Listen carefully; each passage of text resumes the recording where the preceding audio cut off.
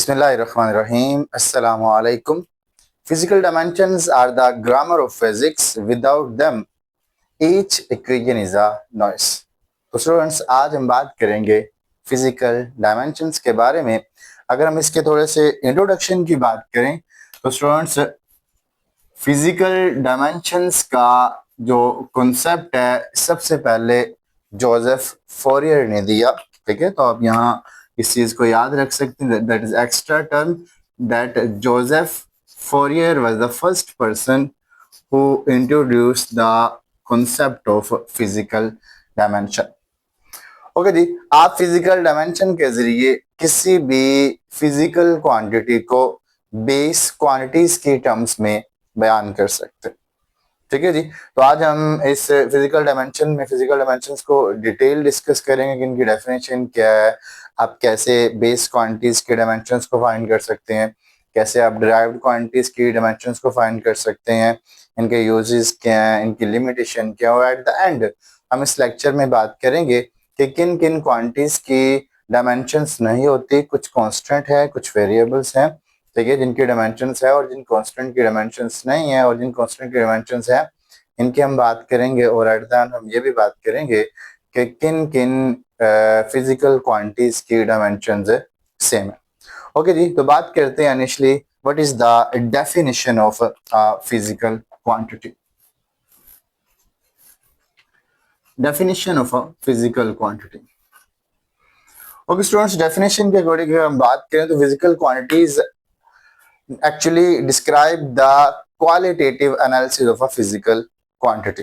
ठीक है जी, अगेन बात कर रहे हैं कि फिजिकल डायमेंशन किसी भी फिजिकल क्वांटिटी की क्वालिटेटिव एनालिसिस को बयान करता है और आप इस क्वालिटेटिव एनालिसिस यानी कि डायमेंशन एनालिसिस के जरिए उस क्वांटिटी को फंडामेंटल यानी कि बेस क्वांटिटी के टर्म में बयान करेंगे। ठीक है जी, तो आप इस डेफिनेशन को पहले कोड कर लें कि physical dimensions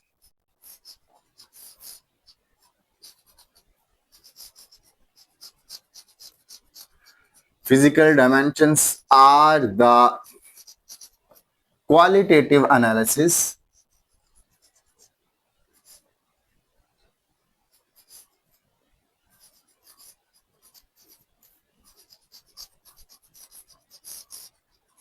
of a physical quantity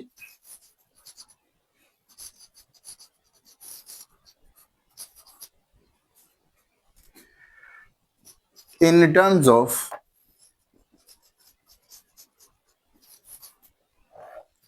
base quantities. आप बेस क्वांटिटीज को यूज करते हुए एक फिजिकल क्वांटिटी की क्वालिटेटिव एनालिसिस करवा सकते हैं जी। यहाँ से ये भी बात हम कह सकते हैं कि फिजिकल डायमेंशन क्वांटिटी के बारे में बयान नहीं करते, यानी कि it is not quantitative analysis but it is actually qualitative analysis. Okay students, इस लिहाज से अगर आप फिजिकल डायमेंशंस को रिप्रेजेंटेशन की बात करें, इसको डोनेट करने की बात करें तो इसकी डोनेशन यानी कि डोनेट कैसे करते हैं इसके लिए बात करते हैं तो सिचुएशन यूं है कि आप किसी भी फिजिकल क्वांटिटी की फिजिकल डायमेंशन को ज़ाहिर करने के लिए सिंबल को यानी कि सपोज अगर हम लेंथ की बात करें तो symbol with a square bracket is actually the representation of a physical quantity. Okay जी, अब मैंने यहाँ सिंपल सी डेफिनेशन की है, मगर हम इसकी कॉन्सेप्चुअल डेफिनेशन की तरफ चलेंगे जो कि मैं इसके मेन जब स्टेप आएगा हमारा तो स्टेप पर मैं इस डेफिनेशन को लिख दूंगा, मगर फिलहाल आपके गोश्तवार कह रहा हूँ कि फिजिकल डायमेंशन की जो मेन डेफिनेशन जो कि आपकी बुक में मेंशन नहीं है, जिस डेफिनेशन की बिना पर आप इस पूरे टॉपिक को आसानी से समझ सकते हैं, वो ये है कि physical dimensions are actually the power, physical dimensions are actually the power raised to the base quantity to express the other physical quantity। किसी भी फिजिकल क्वांटिटी को बयान करने के लिए आप जिन बेस क्वांटिटी का सहारा लेते हैं उन बेस क्वांटिटी की डिफरेंट पावर्स, अगर आप उन पावर्स को चेंज करेंगे तो हमारे पास बेस क्वांटिटी की नेचर चेंज हो जाएगी। ओके स्टूडेंट्स, तो मगर आप फिलहाल इस डेफिनेशन पर गौर करें। ठीक है जी, इस लिहाज से अगर हम बात करें कि फिजिकल डायमेंशंस क्या है तो जितने भी हमारे पास बेस क्वांटिटीज हैं, this are base quantities are considered as dimension. हमारे पास स्टूडेंट्स बेसिकली 7 बेस क्वांटिटी है और हर बेस क्वांटिटी को हमने क्या नाम दिया है, एक फिजिकल डायमेंशन का नाम दिया हुआ है। अगर आप इन 7 बेस क्वांटिटी की नाम की बात करें, हमने प्रीवियस लेक्चर में कर लिया है, तो उसमें हमने कहा था length is a base quantity, same as length, mass, time, temperature, amount of substance,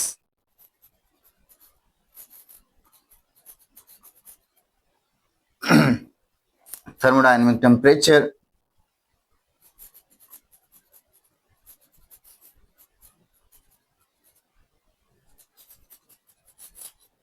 intensity of light.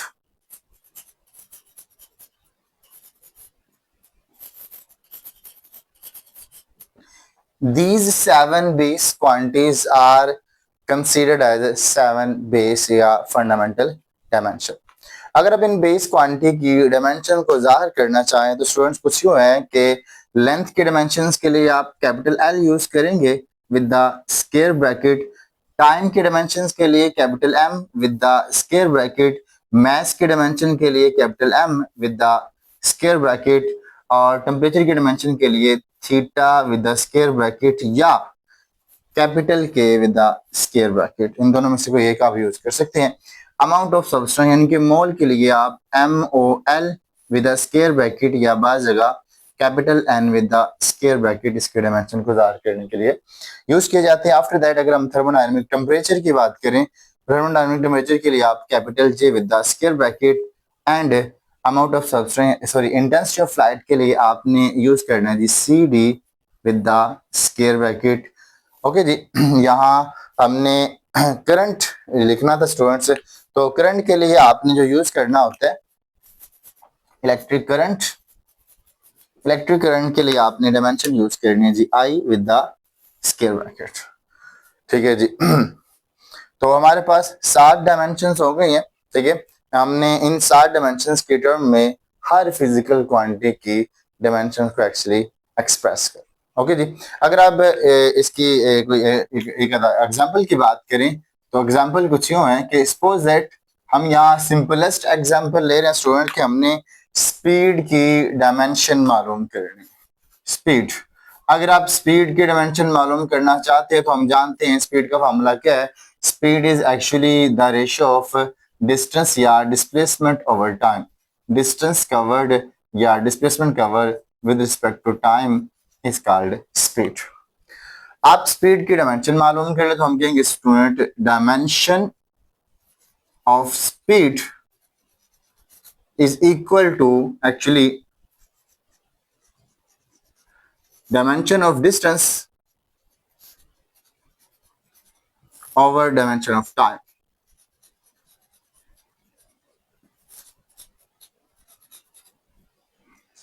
आप यहाँ स्पीड की डायमेंशन के लिए पहले डिस्टेंस का डायमेंशन पुट करें और टाइम का डायमेंशन पुट कर दें। अगर आप डिस्टेंस के डायमेंशन की बात करें तो student distance is actually length, तो डिस्टेंस की जगह आप लेंथ की डायमेंशन पुट करेंगे और डिस्टेंस की डायमेंशन हमारे पास है जी कैपिटल L ओवर टाइम के dimension capital T with the square bracket. और स्पीड के डायमेंशन के लिए स्पीड को आप इज़हार कर दें विद द स्क्वायर ब्रैकेट। हम स्पीड की डायमेंशन यहाँ मालूम कर रहे हैं। ठीक है जी, और हमारे पास यहाँ आ गया L, T को ऊपर ले जाएं T-1 with the square bracket. Actually students आप किसी भी फिजिकल डायमेंशन से फिजिकल क्वांटिटी के डायमेंशन को ज़ाहिर करने के लिए ये 7 डायमेंशन यूज करते हैं। ओके, यानी कि अगर हम इसको बेसिकली जो मेन कॉन्सेप्ट है उसके मुताबिक लिखे तो हम कहेंगे कि स्पीड के dimension is actually equal to L की डायमेंशन विद द T की डायमेंशन T की पावर -1। इसके बाद मैस नहीं तो हम लिखेंगे मैस की पावर 0। टेम्परेचर नहीं तो हम कहेंगे थीटा की पावर 0। इसके बाद हमारे पास अमाउंट ऑफ सब्सटेंस नहीं है तो आप कैपिटल N की पावर 0 या MOL की पावर 0 करते हैं। इसके बाद हम बात करेंगे थर्मोडायनामिक टेम्परेचर, तो J की पावर 0। ओके, और इसके बाद इंटेंसिटी CD की पावर 0 एंड फाइनली हम यहाँ बात कर रहे हैं करंट I की पावर क्या है जी 0। यानी कि हमने डायमेंशन ज़ाहिर करने के लिए क्या किया हुआ है, इन तमाम क्वांटिटीज को यूज करना है जो कि हमारे पास 7 बेस क्वांटिटी है। ये 7 बेस क्वांटिटी आपके पास डिराइव्ड क्वांटिटी की डायमेंशंस को एक्चुअली क्या करेंगी इंडिकेट करेंगे, ठीक है जी। मगर काइनेमेटिक्स में आप बेसिकली इन 3 डायमेंशंस को यूज करते हैं, एम, एल और टी, ठीक है जी। बाकी डायमेंशंस को आप इग्नोर कर दो। ये भी स्टूडेंट्स याद रखें कि इसमें से हमारे पास जो पहली 5 फिजिकल क्वांटिटी है, इन 5 फिजिकल क्वांटिटी की जो 5 डायमेंशंस है, इन्हें हम फंडामेंटल या बेसिक डायमेंशंस की बात करते हैं। रीजन ये है कि आप इन डायमेंशंस को, इन क्वांटिटीज को इजीली एक्सपेरिमेंट से मालूम कर सकते हैं, तो हमने फंडामेंटल का नाम दिया हुआ है, ठीक है जी। और इन 5 में से या इन 7 में से आप बेसिकली काइनेमेटिक्स में 3 डायमेंशंस को यूज करते हैं। बट रूल ये है कि अगर आप टोटली परफेक्टली किसी डायमेंशंस को बयान करना चाहें तो आप सारी डायमेंशंस क्या करेंगे, यहाँ इंडिकेट करेंगे। मैंने एम, थीटा, एन, जे, सी, डी और आई लिखा। इनकी डायमेंशंस क्या जी, 0 है, पावर 0 है, तो पावर 0 क्या करेंगे, इन तमाम को 1 कर देगा, हमारे पास LT -1 आ जाएगा, ठीक है जी। तो एक्चुअली हमने यहाँ लिख दिया कि हमारे पास जो वेलोसिटी की डायमेंशन वो क्या है, LT-1। बाकियों की पावर 0 है, तो आप इन्हें इग्नोर करवा सकते हैं। मगर मैंने आपको मेन कॉन्सेप्ट दिया कि आप कैसे किसी फिजिकल क्वांटिटी की डायमेंशंस को यहाँ एक्चुअली रिप्रेजेंट कर सकते हैं, ठीक है। बाज बुक्स में ये भी लिखा हुआ है कि जी m की पावर 0 विद LT-1। ओके जी, जैसे मैंने कहा कि काइनेमेटिक्स में आप बेसिकली m, l और t के साथ क्या करते हैं, किसी भी क्वांटिटी के डायमेंशंस को जाहिर करते हैं। बाकी आप सारी की सारी साथ यूज ना करें, एम, एल और टी के साथ आप क्या करें, इन्हें यूज कर लें। अब यहाँ मैं मेन डेफिनेशन को इंडिकेट करता हूँ। एक तो आपकी बुक के अकॉर्डिंग डेफिनेशन है कि physical dimension actually is the qualitative analysis, but actually है यूं कि फिजिकल डायमेंशन से मुराद है पावर। ओके जी, फिजिकल डायमेंशन वो पावर हैं जिन पावर को अगर आप चेंज करेंगे तो क्या होगा, इसकी पूरी नेचर चेंज हो जाएगी। तो फिजिकल डायमेंशंस की मैं दूसरी डेफिनेशन यहाँ कोट कर रहा हूँ, और दूसरी डेफिनेशन के मुताबिक आपको अंदाजा होगा कि इस डेफिनेशन को अगर आप इजीली समझ लें तो आप किसी भी फार्मूले से किसी भी क्वांटिटी की डायमेंशन को इजीली फाइंड कर सकते हैं, या आपका कॉन्सेप्ट सॉलिड हो सकता है। तो हम यहाँ इसकी डेफिनेशन कर रहे हैं कि physical dimensions are, these are the power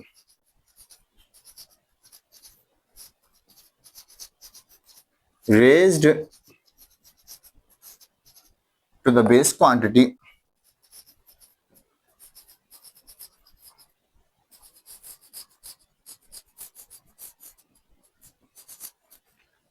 to express any physical quantity या other physical quantity।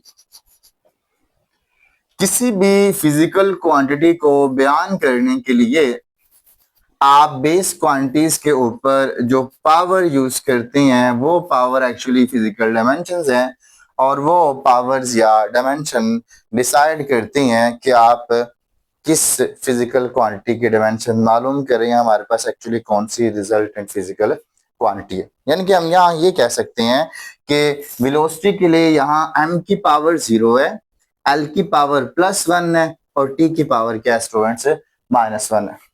अगर क्या हो कि आप क्या करें, आप t की पावर -1 से -2 कर दे, ठीक है जी। यानी कि मैं यहाँ कर रहा हूँ कि सपोज दैट m की पावर तो 0 है, l की पावर +1 है, मैं t की पावर -2 कर दी, तो क्या अब भी ये वेलोसिटी की डायमेंशन है? नहीं भी, अब ये वेलोसिटी की डायमेंशन नहीं है।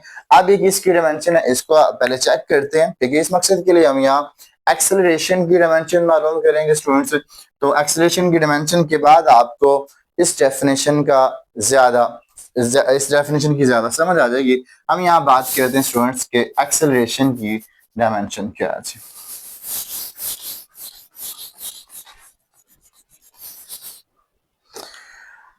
Actually, we are to find the dimension of acceleration. Dimension of acceleration. Acceleration is actually the rate of change of velocity with respect to time. Okay, या यहाँ आप स्पीड लिख सकते हैं वेलोसिटी की जगह। वेलोसिटी की डायमेंशन हम ये लिखेंगे डायमेंशन ऑफ वेलोसिटी बटा डायमेंशन ऑफ टाइम। यहाँ हम लिख रहे हैं जी dimension of velocity over dimension of time as it is. Okay students, अभी हमने यहाँ मालूम कर चुके हैं कि वेलोसिटी की डायमेंशन क्या है, दैट इज एक्चुअली LT-1 या m की पावर 0, l की पावर 1, t की पावर -1। तो आप यहाँ वेलोसिटी की डायमेंशन पुट कर दें। वेलोसिटी की डायमेंशन क्या है जी, m0 L1 nt की power minus 1 with the square bracket over time की डायमेंशन है जी capital T with the square bracket. आप इस टाइम को ऊपर ले जाइए, यहाँ टाइम की पावर +1 है, कीप इन माइंड। m की पावर 0, L की पावर +1 और T की पावर -1, ये ऊपर जाके क्या हो जाएगी, प्लस की पावर -1 हो जाएगी। आप डी की पावर्स को आपस में कंबाइन करवा दें, m की पावर 0 L1 -1 क्या होगा, -2 हो गया। ये किसकी डायमेंशन आ गई स्टूडेंट्स, ये हमें मिल गई एक्सेलरेशन की डायमेंशन, एक्सेलरेशन की डायमेंशन। तो स्टूडेंट्स मैंने यहाँ जो फार्मूला लिखा था और यहाँ टी की पावर जो चेंज की थी, हमें अंदाजा होगा कि आपने पावर चेंज की है, फैक्टर्स तीनों सेम है एम एल टी, ओके, मगर क्या किया हमने, इसकी पावर चेंज कर दी तो क्या होगी, हमारे पास फिजिकल क्वांटिटी की नेचर चेंज होगी।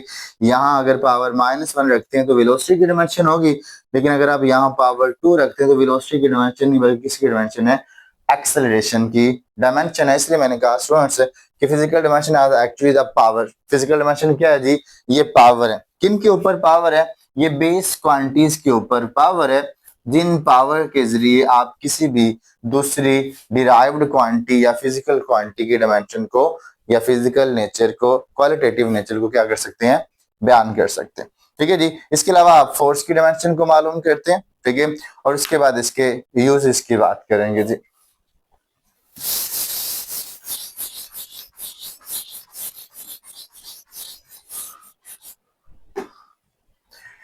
We have to find the dimension of force. Force की डायमेंशन हमने मालूम करनी है। अगर हम फोर्स के फॉर्मूले की बात करें तो हम जानते हैं force is the product of mass and acceleration. Mass और एक्सेलरेशन का क्या है, प्रोडक्ट है। तो आप क्या करेंगे, मास की डायमेंशन पुट करेंगे और एक्सेलरेशन की डायमेंशन पुट करेंगे। हम लिख रहे हैं जी यहाँ कि फोर्स की dimension is equal to mass की dimension and with the acceleration की डायमेंशन। अभी हमने यहाँ साबित किया कि एक्सेलरेशन की डायमेंशन क्या है जी, m की पावर 0, L की पावर 1 और T की power -2 is actually the dimension of acceleration. आप इन फैक्टर्स को आपस में कंबाइन कर लें, m की पावर +1 और m की पावर 0 क्या होगा, 1 + 0 1, L की पावर 1 और T की पावर क्या हो गया, -2 हो गया। It is the dimension of force. इसी तरह आप किसी भी फार्मूले से या किसी भी फिजिकल क्वांटिटी की डायमेंशन को मालूम कर सकते। अब ये भी बात याद रखें स्टूडेंट्स कि अगर आप डायमेंशन को मालूम करना चाहते हैं, अगर आप डायमेंशंस को मालूम करना चाहते हैं तो डायमेंशंस को मालूम करने के दो मेथड होते हैं, with the help of formula या with the help of unit.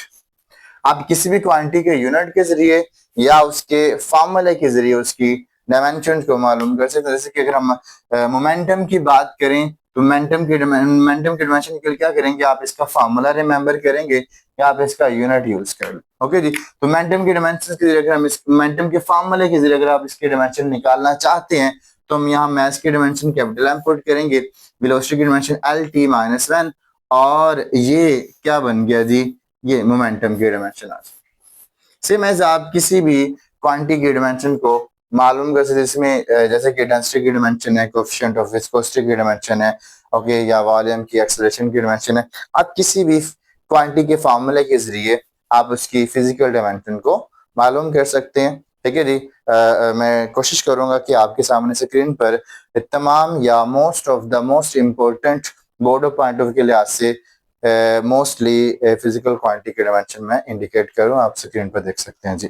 हम फिजिकल डायमेंशंस की डेफिनेशन के बाद या चंद एग्जांपल के बाद मैं यहाँ चंद वो इम्पोर्टेंट इंफॉर्मेशन इंडिकेट कर रहा हूं जिसमें आप ये देख सकते हैं कि स्टूडेंट्स किन किन क्वांटिटी की डायमेंशन पॉसिबल है और किन किन क्वांटिटी की डायमेंशन पॉसिबल नहीं है। आपको स्क्रीन पर नजर आ रहे होंगे कि हमारे पास कौन कौन सी ऐसे कांस्टेंट है जिनकी डायमेंशंस नहीं होती। ओके जी। और अब आप ये देख सकते हैं कि हमारे पास कौन कौन से कांस्टेंट हैं जिनकी डायमेंशंस होती है। Okay, these are the dimensional constant. Okay जी। और इससे पहले आपने देखा कि कौन से कांस्टेंट डायमेंशन लेस कांस्टेंट। ठीक है जी। और इसके बाद हम at the end of the lecture हम ये भी बात करेंगे स्टूडेंट्स कि हमारे पास कौन कौन सी ऐसी फिजिकल क्वांटिटीज हैं जिनकी डायमेंशंस आपस में सेम है। ओके जी। इसके बाद हम बात कर रहे हैं कि फिजिकल डायमेंशंस को आप किन मकसद के लिए यूज कर सकते हैं। Now we are talking about the uses of physical quantities, sorry, use of physical dimensions. Physical dimensions के यूजेस की बात करते हैं स्टूडेंट्स। फिजिकल डायमेंशंस को आप दो मकसद के लिए यूज कर सकते हैं। Physical dimension are actually the field, जैसे कि मैंने स्टूडेंट्स स्टार्ट पर बात की कि physical dimensions are the grammar of physics. Physical dimension physics की ग्रामर है। अगर इस ग्रामर के मुताबिक कोई फार्मूला करेक्ट है तो ठीक, अदरवाइज मैंने कहा कि that formula is actually the noise, not actually any parameter of any physical quantity. So आप फिजिकल डायमेंशन के जरिए किसी भी फार्मूले को चेक कर सकते हैं, फार्मूले की करेक्टनेस को चेक कर सकते हैं, क्या जो फार्मूला हमें दिया गया है वो दुरुस्त है या नहीं है, जिसे हम कहते हैं होमोजेनिटी ऑफ फिजिकल इक्वेशन या फिजिकल फार्मूला। तो आप इसके यूजेस में हम पहले बात करते हैं कि what is the homogeneity, homogeneity of formula या इक्वेशन। किसी की भी फार्मूले की करेक्टनेस को चेक करने के लिए हम फिजिकल डायमेंशंस को यूज करते हैं। अगर हम होमोजेनिटी की डेफिनेशन की बात करें तो यहाँ स्क्रीन पर आपको इसकी डेफिनेशन नजर आ रही होगी। इस डेफिनेशन को मैं आपको सादा से अल्फाज में बयान कर रहा हूँ स्टूडेंट्स कि अगर आपके पास कोई भी फार्मूला, सपोज दैट हमारे पास फोर्स का formula that is F is equal to ma, और इस फार्मूले की कोई भी शेप, यानी कि आप इस F is equal to ma के फार्मूले की शेप बना दें कि m हमारे पास F ओवर a है या a हमारे पास क्या है जी, F ओवर m। आप किसी भी फार्मूले की कोई भी शेप बना लें, ओके, और इस शेप में अगर हम होमोजेनिटी की बात करें तो क्या है, होमोजेनिटी के मुताबिक आपने फार्मूले की दोनों साइडों पर सेम डायमेंशंस लाने हैं, यानी कि फार्मूले की लेफ्ट साइड पर और फार्मूले की राइट साइड पर दोनों क्या आने चाहिए, दोनों डायमेंशंस सेम आने चाहिए irrespective of the formula of the shape of the formula. फार्मूले की शेप जो भी है, ओके, इस शेप से बालातर होकर हमने क्या करना है जी, फार्मूले की दोनों तरफ सेम डायमेंशंस को प्रूफ करना है। ओके, तो होमोजेनिटी की हम पहली एग्जांपल की बात करते हैं।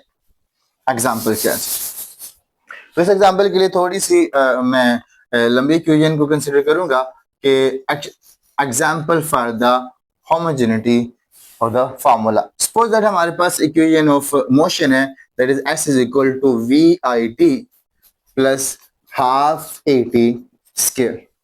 हमने इस फार्मूले के लिए साबित करना है कि लेफ्ट साइड के डायमेंशंस और राइट साइड के डायमेंशंस क्या है स्टूडेंट्स, सेम है। ठीक है जी। तो हम यहाँ डिस्टेंस एक्चुअली क्या है जी, लेंथ, तो आप डिस्टेंस के डायमेंशन लिख दें। आप इनको एक्चुअली पहले डायमेंशंस के सिंबल में लिख दें और अब इसके हम क्या करेंगे स्टूडेंट्स, डायमेंशंस पुट करेंगे। डिस्टेंस की डायमेंशन क्या है स्टूडेंट्स, हमारे पास लेंथ L। इसके बाद हमें यहाँ देखें तो वेलोसिटी की डायमेंशन हमने पढ़ी थी LT-1 या m0 L1 T पावर -1।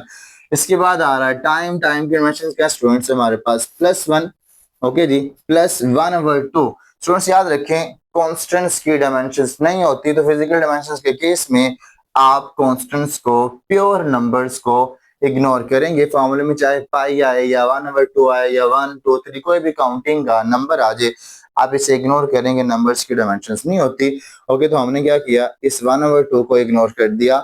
हम यहाँ एक्सेलरेशन की डायमेंशन पुट करेंगे। एक्सेलरेशन की डायमेंशंस क्या है, LT-2, और यहाँ t की डायमेंशन क्या है जी, t, यानी कि टाइम की डायमेंशन t है और इसकी पावर 2 एज इट इज आ गई। हम पावर को इग्नोर नहीं करेंगे, सिंपल नंबर को इग्नोर करेंगे। L as it is t की पावर -1 और t की पावर +1 कंबाइन कर दी गई है जी, plus L as it is t की पावर -2 और t की पावर +2 कंबाइन कर दी गई। यहाँ क्या होगा, -1 +1 से कट गया और t की पावर क्या आ गई, 0 आ गई। यहाँ पे क्या होगा स्टूडेंट्स, -2 +2 से गया, t की पावर क्या आ गई, यहाँ भी 0 आ गई।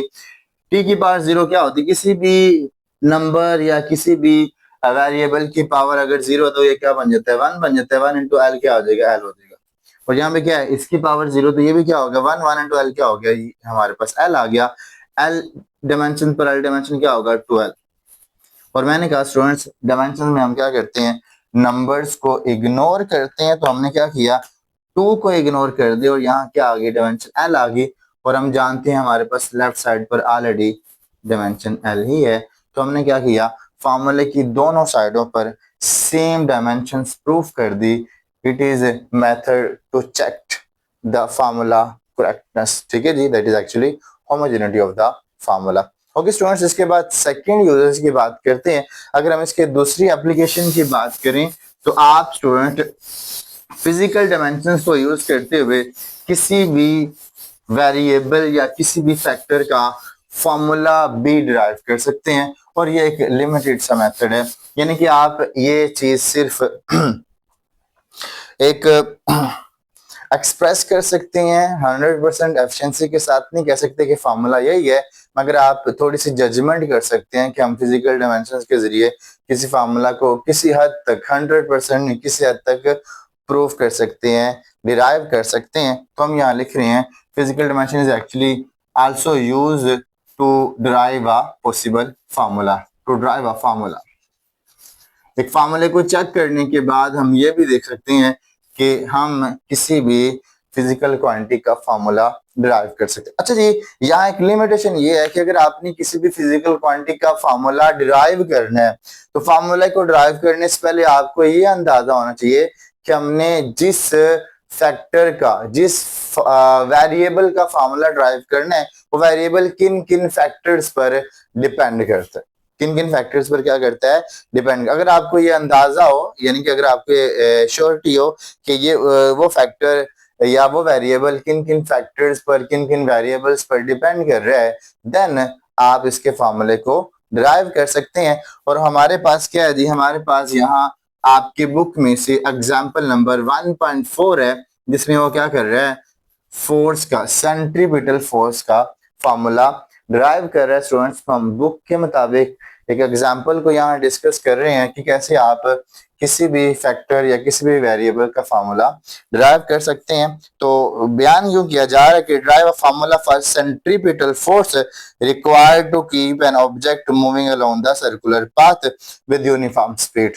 हमने क्या करना है जी, एक सर्कल में घूमने वाले पार्टिकल के सेंट्रीपिटल फोर्स का फार्मूला डिराइव करना है जो कि यूनिफॉर्म स्पीड के साथ मूव कर रहे हैं। और हमने ये अज्यूम करना है, assuming that centripetal force depends on the mass of object, radius of circle and uniform speed of the mass. यानी कि हमने यहाँ कहा कि अगर आपने क्या करना है जी, सेंट्रीपिटल फोर्स का फार्मूला डिराइव करना, सेंट्रीपिटल फोर्स का फार्मूला हमने डिराइव करना है। और कहा यूं जा रहा है कि हमारे पास स्टूडेंट्स जो सेंट्रीपिटल फोर्स है F C, it is depending upon the mass of object which is orbiting along the circle। ये ऑब्जेक्ट के mass पर डिपेंड कर रही है, इसके बाद ये सर्कल के रेडियस पर डिपेंड कर रही है सेंट्रीपिटल फोर्स, और मूविंग ऑब्जेक्ट की यूनिफॉर्म स्पीड पर डिपेंड कर रही है।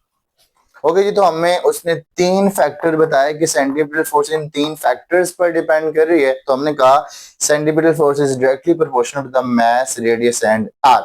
जैसे कि मैंने कहा स्टूडेंट्स कि हम डायमेंशनल फिजिकल डायमेंशंस का मेथड यूज कर रहे हैं, और हमने यहाँ कहा कि physical dimensions are actually the power. यानी कि हमने क्या करना है, अगर हमने इसका फार्मूला डिराइव करना है तो बेसिकली हम क्या करना चाह रहे हैं, मास, रेडियस और आर, इस हमारे इस एग्जांपल वाले केस में हम इनकी पावर को मालूम करेंगे। अगर आप पावर मालूम कर गए तो हम क्या करेंगे, इसका फार्मूला इजीली मालूम कर लेंगे।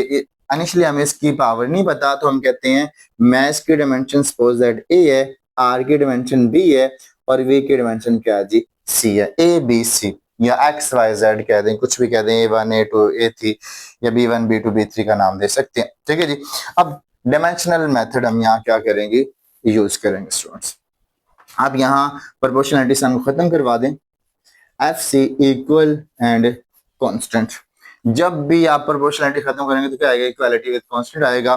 एम की डायमेंशन हमने ए फर्ज की है, आर की डायमेंशन बी फर्ज की है, और वी की डायमेंशन सी फर्ज की, जो कि हमने क्या करना है जी इस केस में एक्चुअली मालूम करना। ओके जी, आप इसको डायमेंशन के केस में लिख दें एफ की डायमेंशन, और यहाँ के कांस्टेंट है इसे आप यहाँ इग्नोर करेंगे, एम आर और वी कि हमने डायमेंशन को मालूम करना और हमने यहाँ डायमेंशंस के सिंबल की फॉर्म में नहीं लिखते। आप क्या करें, दोनों साइडों पर जितने भी आपको डायमेंशंस पता है आप यहाँ डायमेंशन पुट कर दें। अगर हम फोर्स की डायमेंशंस की बात करें स्टूडेंट्स, तो फोर्स की डायमेंशन आप यहाँ देख सकते हैं। आप फोर्स की डायमेंशन कैसे मालूम करेंगे, हम जानते हैं F equal to M A, M की डायमेंशन कैपिटल एम और ए की डायमेंशन क्या थी एल टी माइनस 2। तो हमें ये पता है कि हमारे पास फोर्स की एक्चुअल डायमेंशन है एम एल टी की पावर -2। आप इधर क्या करें, फोर्स की डायमेंशन पुट कर दें।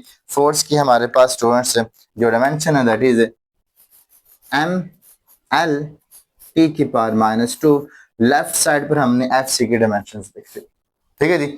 आप यहाँ इस कांस्टेंट को फिलहाल इग्नोर करते हैं। अगर हम मैथ की बात करें इक्वल टू, अगर हम मैथ की बात करें तो हमने कहा मैथ के डायमेंशन का जो सिंबल क्या है वो कैपिटल एम है और इसकी पावर क्या है जी ए, जो कि हमने मालूम करने। आर रेडियस यानी कि ये भी लेंथ है, डिस्टेंस ये भी लेंथ है, तो आर की डायमेंशन आप एल लिख दें और इसकी power B as it is. V speed या वेलोसिटी की डायमेंशन क्या थी एल टी -1 और v की पावर क्या सी, तो आप क्या कह दें कि भाई इस सारे की जो पावर वो क्या है जी सी है। नाउ हमने इसे लिख दिया कि m की पावर a l की पावर b, इस c पावर को दोनों पर स्प्लिट करवा दें, डिस्ट्रीब्यूट करवा दें। l की पावर भी c आ गई और t की पावर -1 क्या आ गया -c। यहाँ m की पावर 1, l की पावर 1 और t की पावर क्या स्टूडेंट्स -2। नाउ नेक्स्ट काम क्या है जी, आपको a b और c की वैल्यू को मालूम करना है, ठीक है जी। यहाँ जिन जिन फैक्टर्स की राइट साइड की तरफ हम देख रहे हैं दो फैक्टर्स हैं, ठीक है सेम है, तो आप क्या करें उनके पावर्स को ऐड करवा लें। इनिशियली m की power a as it is, दो बार तो क्या करें दोनों की पावर्स को कंबाइन करवा दें। अगर रकमें सेम हो तो पावर्स क्या होती हैं ऐड होती हैं। b प्लस सी इसकी पावर है जी लेंथ की पावर है यानी कि l की पावर और t की पावर -c आ गया। ना हमारे पास यहाँ थोड़ा सा काम बच गया है जी। आप क्या करें फार्मूले को मालूम करने के लिए जो फैक्टर्स सेम है उन सेम फैक्टर्स की पावर्स को आपस में कंपेयर करवा दें। यानी कि आपने क्या करना है मैथ्स की पावर और लेफ्ट साइड पर मैथ्स की पावर और राइट साइड पर जो मैथ्स है उसकी पावर्स को आप क्या कर दें कंपेयर करवा दें। उसके बाद हम क्या करेंगे लेंथ की पावर्स को कंपेयर करवाएंगे और टाइम की पावर्स को हम क्या करेंगे कंपेयर करवाएंगे। तो आप क्या करें स्टूडेंट्स मैथ्स की पावर्स को कंपेयर करवा दें बाय कंपेयरिंग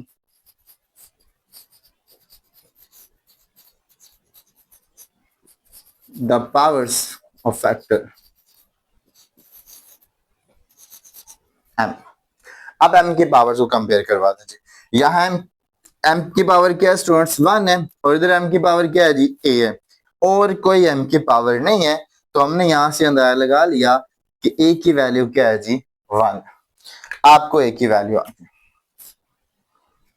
नाउ आपने क्या करना है जी आप also by comparing the powers of l, हम क्या करेंगे यहाँ l की पावर को कंपेयर करवाएंगे। लेफ्ट साइड पर l की पावर स्टूडेंट्स 1 है, राइट साइड पर l की पावर क्या है जी b प्लस सी। तो आपने यहाँ कह दिया कि हमारे पास लेफ्ट को राइट और राइट को लेफ्ट बना दी b plus C is equal to 1। फिलहाल इसको मैं यहाँ छोड़ रहा हूँ, ठीक है, जो कि मुझे इन दोनों में से किसी एक वैल्यू क्या करना जी मालूम करना। अब क्या करना है बेटा आप t की पावर्स को आपस में कंपेयर करवा दो। यहाँ t की पावर क्या है जी -2 और यहाँ d की पावर क्या है जी -c। माइनस माइनस आपस में कट गया तो c किसके पावर आ गया 2 आ गया, हमें c की वैल्यू आ गया। आप क्या करें स्टूडेंट्स इस c की वैल्यू को यहाँ से इधर पुट करवा दें। c की वैल्यू क्या आ गई 2 आ गई, हमने यहाँ 2 पुट कर दिया तो b as it is plus हमारे पास c की वैल्यू क्या है 2 is equal to 1 and then b is equal to 2 को इधर लाकर एक में से माइनस करवा दें तो क्या आ जाएगा 1 -2 यानी कि क्या आ गया -1। दिस इंप्लाइज दैट हमारे पास b की वैल्यू क्या आ गई स्टूडेंट्स b की वैल्यू आ गई -1, b की वैल्यू -1, c की वैल्यू 2 और a की वैल्यू क्या है जी +1।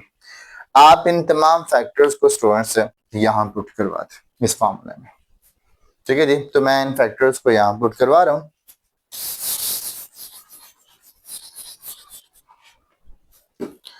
हमारे पास फार्मूले की शेप बन जाएगी FC इज इक्वल टू, हम कांस्टेंट को यहाँ इग्नोर कर रहे हैं, लिखना चाहते हैं तो आप लिख लें, मैथ्स की पावर A है, मैथ्स की पावर थी A, और A की हम जानते हैं वैल्यू क्या आई, 1 आई, तो आप क्या करें, A की जगह स्टूडेंट्स 1 पुट करते हैं।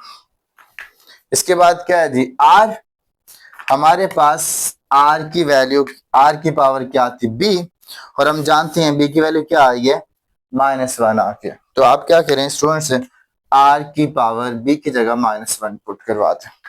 इसके बाद क्या, V की पावर C, हमने लिख दिया V की पावर C है, और यहाँ C की वैल्यू क्या आ गई है, +2 आ रही, तो आप क्या करें, C की जगह +2 पुट करवा दें।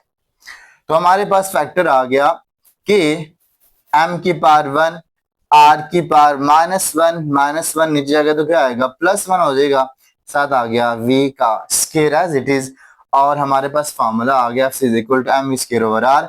अगर आप K को इग्नोर करें तो हमारे पास परफेक्ट फार्मूला आ गया F is equal to MV square over R।